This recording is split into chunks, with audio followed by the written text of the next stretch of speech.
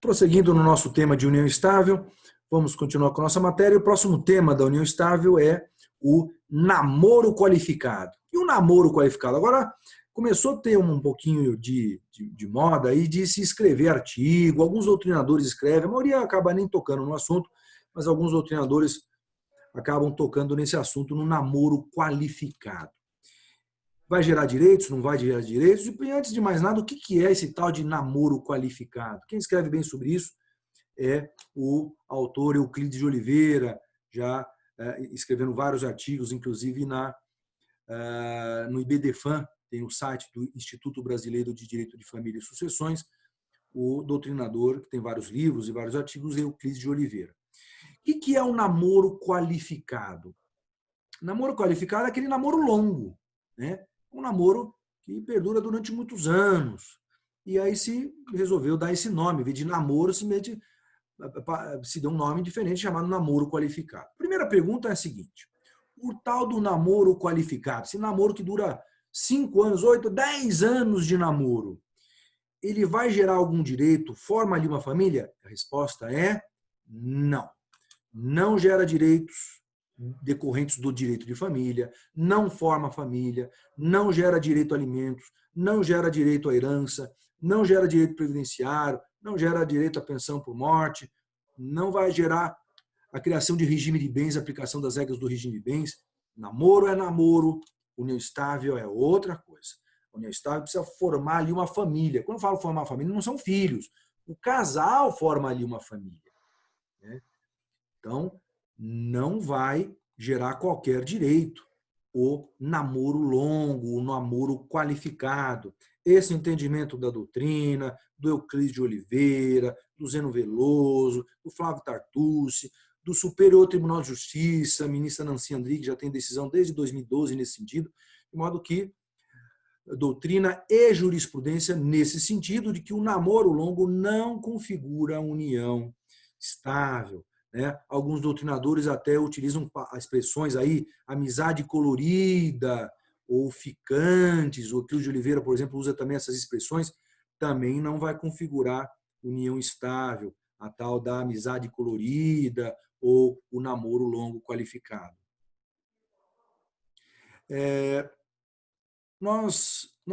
Às vezes me perguntam assim, Cristiano, mas se o namoro é longo e esse casal teve filhos, esses filhos do casal não vão fazer com que se forme ali uma família? Não necessariamente, gente. O pessoal, uma coisa é a relação do pai com o filho, da mãe com o filho, outra coisa é a relação entre o casal. Eu posso ter um namoro, mesmo que um namoro longo, e ter filhos e ser só um namoro, não ser uma união estável. O que vai configurar a união estável é a presença dos requisitos da união estável, que a gente estudou na outra aula. Ou seja, a convivência tem que ser duradoura, mas não basta isso. Não basta ser uma convivência duradoura. Tem que ter uma convivência pública. Pública não é um namoro público, uma convivência pública de família. Aquele casal se apresenta publicamente como casal em união estável, formando ali uma família. Convivência contínua entre duas pessoas, com o objetivo de formar ali aquele casal uma família, não havendo impedimentos matrimoniais. Então, aquele casal precisa formar ali um núcleo familiar, né? Às vezes me perguntam também, professor, mas como que eu provo isso? Essa prova, ela vai existir de uma formação de uma família. E você tem elementos que indicam que ou é um namoro ou é uma união estável. E na união estável tem direito a tudo, e no namoro não tem direito a nada. Alguns exemplos de prova: foto, filmagem, mas mais do que isso, testemunhas. Olha, vem lá a testemunha e fala, olha, quando ele apresenta, ele se apresentava. Uma coisa é você falar, essa daqui é minha namorada. Outra coisa é falar, essa daqui é minha esposa, minha companheira. Se você não é casado e apresenta como esposa ou companheira, é união estável, não é namoro. Se você apresenta como namorada, namorado, é namoro, não é união estável. Outro exemplo de prova: aliança na mão esquerda. É obrigatório usar aliança na mão esquerda? Não. Agora, se você usa aliança na mão esquerda e não é casado, é uma prova forte de que é uma união estável e não é namoro. Mas não é obrigatório usar aliança. Tem gente casada que não usa aliança, tem gente que mantém união estável e não usa aliança, né? Mas se aquele casal usa aliança na mão esquerda, é uma prova forte de que é uma união estável e não um namoro. Quem namora e usa aliança, usa na mão direita. Então, se aquele casal usa aliança na mão direita, é uma prova forte de que não é união estável e é apenas um namoro, mesmo que seja um namoro longo, é apenas um namoro, portanto, não vai gerar qualquer direito. Tá? Então, é perfeitamente possível que exista um namoro, mesmo que um namoro qualificado, um namoro longo, que não configure qualquer direito, portanto, é um mero namoro, não uma união estável. Tá? Próximo tema, uniões estáveis plurimas. As uniões estáveis plurimas, também chamadas de famílias simultâneas, também chamadas de famílias paralelas, expressões aí criadas pela doutrina. As uniões estáveis ao mesmo tempo, com mais de duas pessoas. É possível? Tá? As uniões estáveis plurimas, também chamadas de famílias simultâneas, também chamadas de famílias paralelas. Então, vamos imaginar, 3 pessoas resolvem ao mesmo tempo formar ali uma união estável. E todos sabem da existência um do outro, dos 3 entre si, tá? E eles querem formar uma união estável entre 3 pessoas, ou mais, né? Mas entre 3 pessoas. É possível a formação dessa união estável plurima? Há doutrinador que defende essa possibilidade, mas esse não é o entendimento da jurisprudência. A jurisprudência do Supremo Tribunal Federal entende que não é possível a união estável plurima. A jurisprudência do STJ, do Superior Tribunal de Justiça, também entende que não é possível a união estável plurima. Então, a jurisprudência é fechada, tanto do STF quanto do STJ, de que não é possível o reconhecimento judicial, não é possível a configuração da união estável entre 3 pessoas ao mesmo tempo. Né? Então, prevalece esse entendimento de não se admitir relação de concomitância entre 2 uniões estáveis, ou mesmo de concomitância entre um casamento e uma união estável. Então, se eu sou casado e manter um relacionamento extramatrimonial, esse relacionamento extramatrimonial com uma outra mulher que sabe que eu sou casado, não é união estável, nunca vai configurar união estável. Portanto, não gera direito a nada. Não gera regime de bens, não gera alimentos, não gera pensão por morte do INSS, não vai gerar direito a nada. E esse é o entendimento hoje, tranquilo, do STJ e do STF lá em Brasília. Então, está pacificado a jurisprudência nesse sentido. Às vezes o aluno me pergunta, professor, mas eu li num livro lá da Maria Berenice Dias, por exemplo, defendendo. Realmente há doutrinadores que defendem essa possibilidade, mas isso não é acolhido pela jurisprudência. O máximo que pode acontecer é a configuração de união estável putativa. A união estável putativa, a palavra putativa vem de putare, do latim, que significa imaginário, aparente. A união estável putativa, a união estável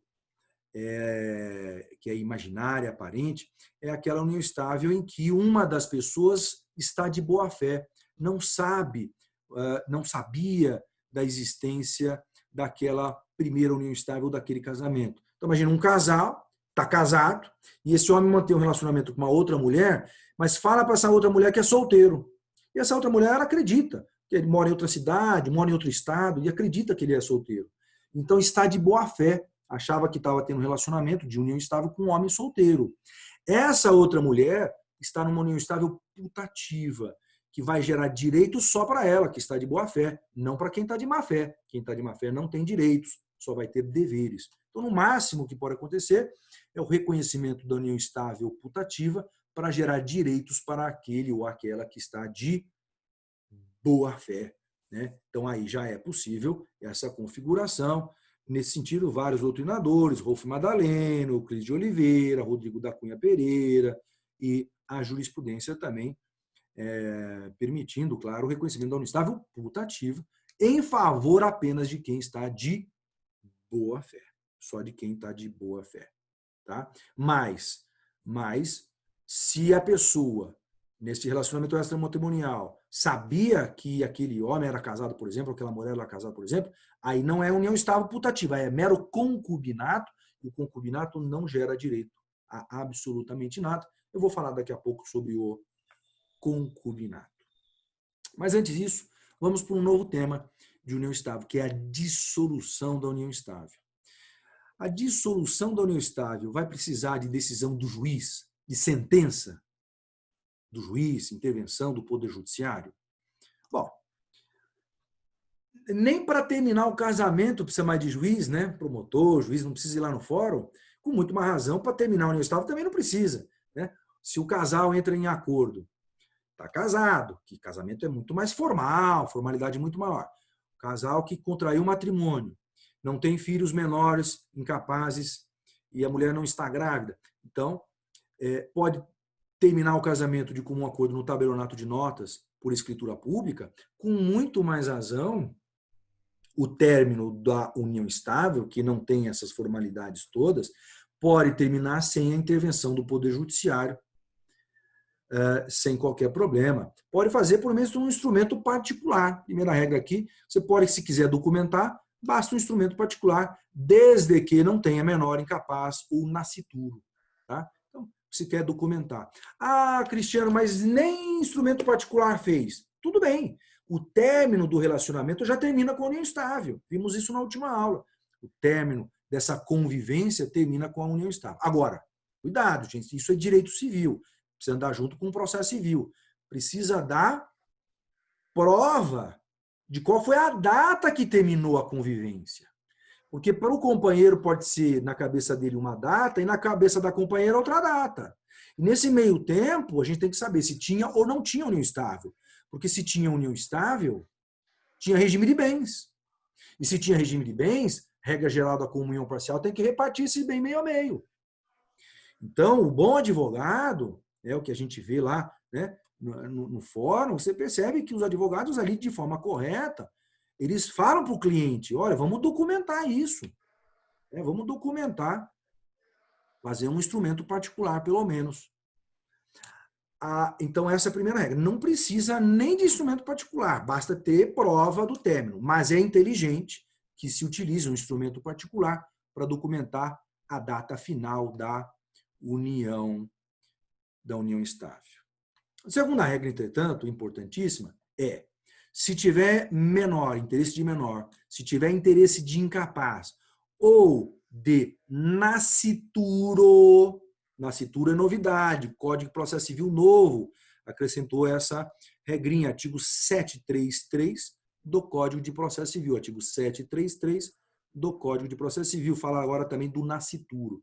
Então, se tiver interesse de menor, de incapaz ou de nascituro, aí vai precisar de promotor de justiça civil, vai precisar de juiz de direito, nem que seja só para homologar. O promotor escreve lá, concordo com a homologação, o juiz homologa por sentença, mas precisa verificar se o nascituro, o menor ou o maior incapaz não está sendo prejudicado, para proteger, para velar por esse menor, por esse maior incapaz ou por esse nascituro, vai ter a intervenção do Ministério Público obrigatória e a necessidade de decisão judicial. Então, aí vai ter que sim ter decisão judicial, tá? Havendo menor, maior incapaz ou nascituro.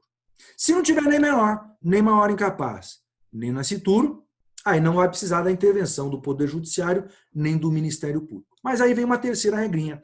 Vamos supor que no término da união estável, o casal entre em acordo, não tem menor, incapaz ou nascituro, mas eles vão fixar alimentos. O ex-companheiro vai pagar alimentos para a ex-companheira. Nesse caso, não vai precisar de juiz promotor, mas vai precisar de escritura pública. Aí, escritura pública, ou também quando há necessidade de divisão de imóvel, para dividir o imóvel, quem vai ficar para quê, qual imóvel vai ficar para quem, também escritura pública. Então, terceira regra, necessidade de escritura pública para fixação dos alimentos ou para partilha de bens imóveis. Para partilha de bens imóveis. Então, aí é possível, basta a escritura, sem necessidade de intervenção judicial.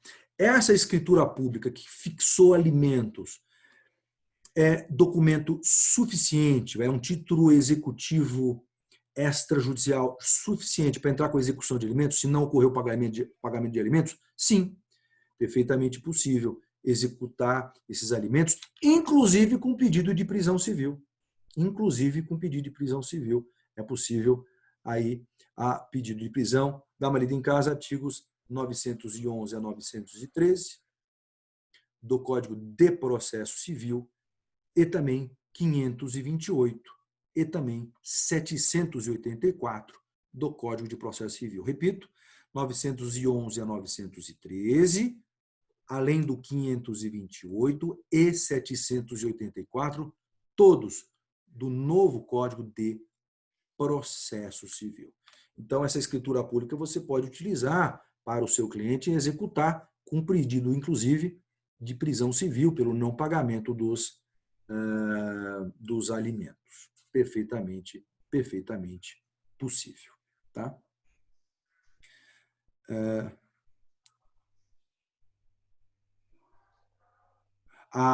O pedido de prisão, ele precisa de uma decisão judicial ou de um título executivo. O novo Código de Processo Civil, a pergunta aqui do Anthony, ele não exclui a possibilidade, pelo contrário, ele faz referência à possibilidade da utilização do pedido de prisão quando há título executivo extrajudicial. Então, se você tem uma escritura pública e que configura, portanto, o título executivo extrajudicial, esse título executivo extrajudicial ele pode ser utilizado para execução com pedido de prisão civil ou com pedido de penhora também, sem qualquer problema. Você pode entrar com execução, o que você não pode entrar, você tem que obedecer às regras da prisão civil, da execução com pedido de prisão, execução com pedido de penhora. Tem que ser em duas ações distintas e quando há pedido de prisão, são só dos últimos 3 meses pelo não pagamento. Os demais 21 meses, você pode executar só os últimos 24 meses. Mais do que 24 meses prescreveu.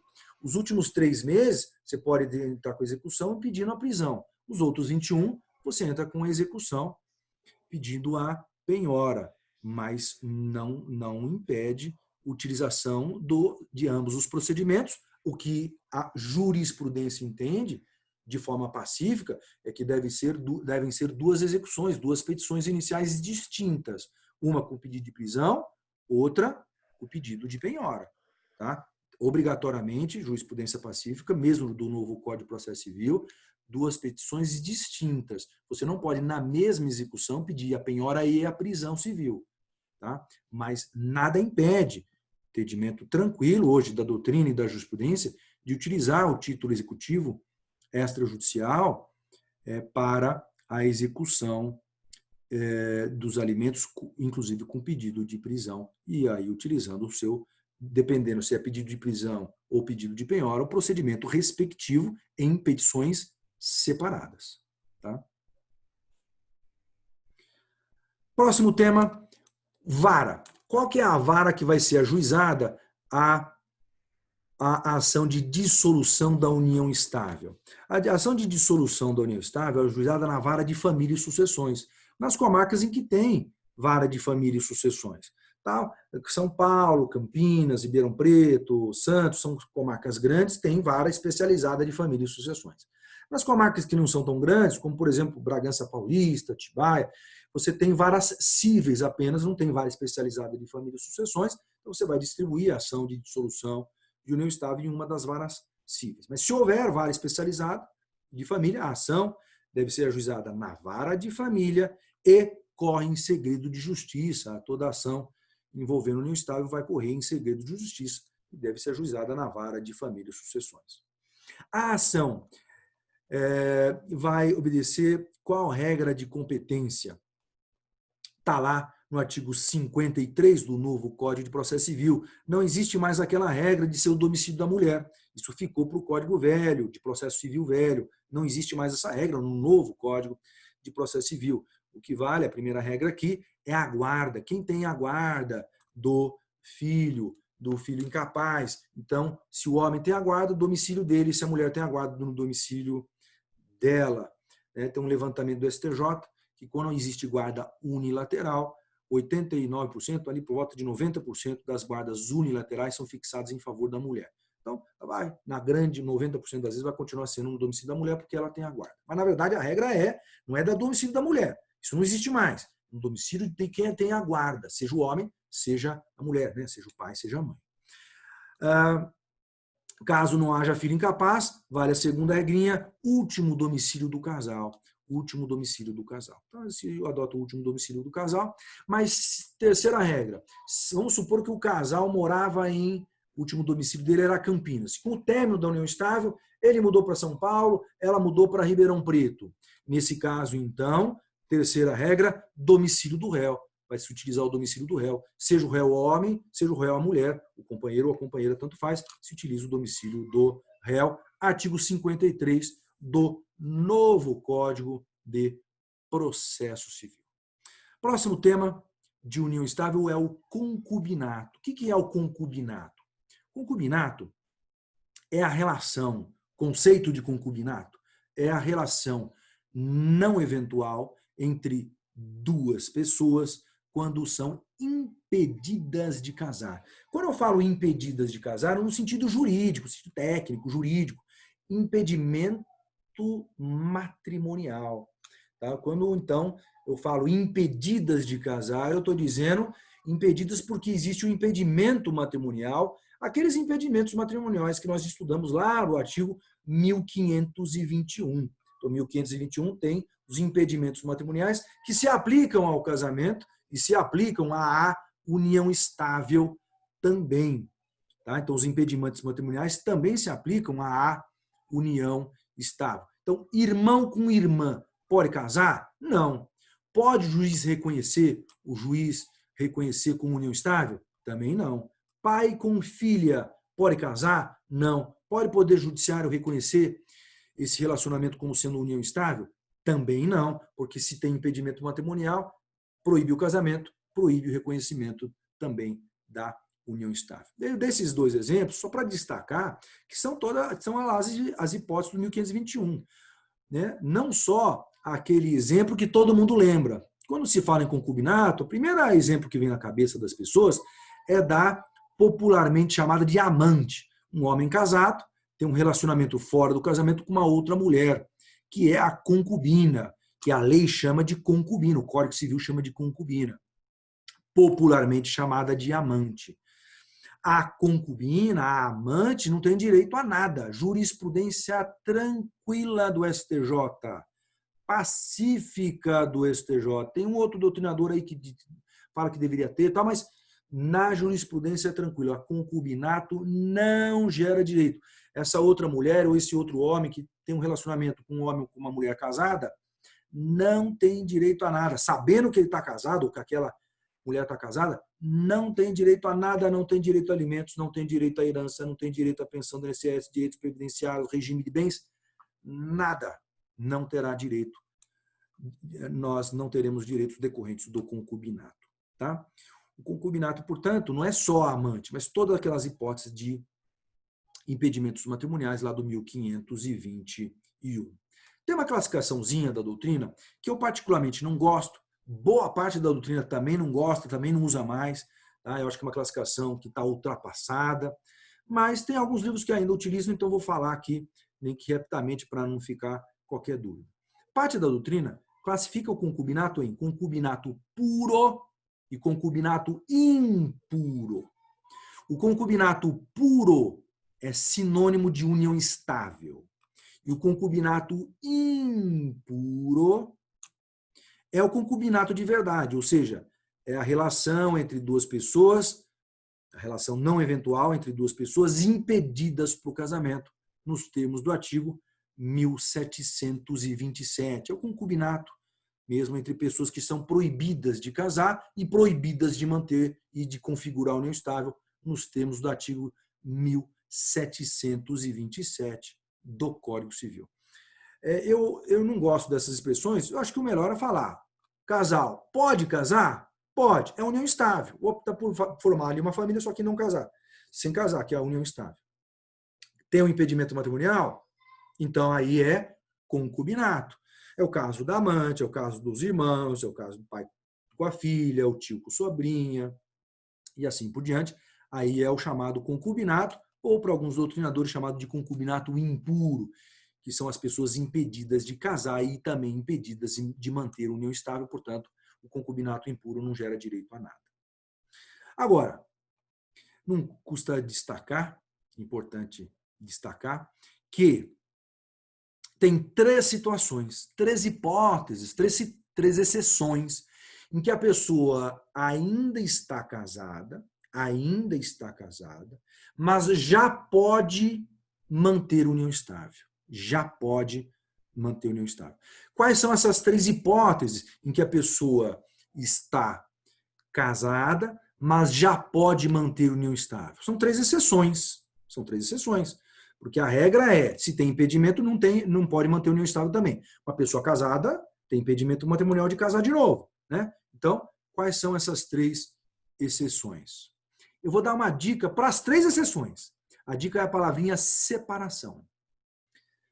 Vamos lá. Primeira exceção, separado judicialmente. Segunda, separado extrajudicialmente, aquela separação feita no tabelionato de notas. E a terceira, separado de fato.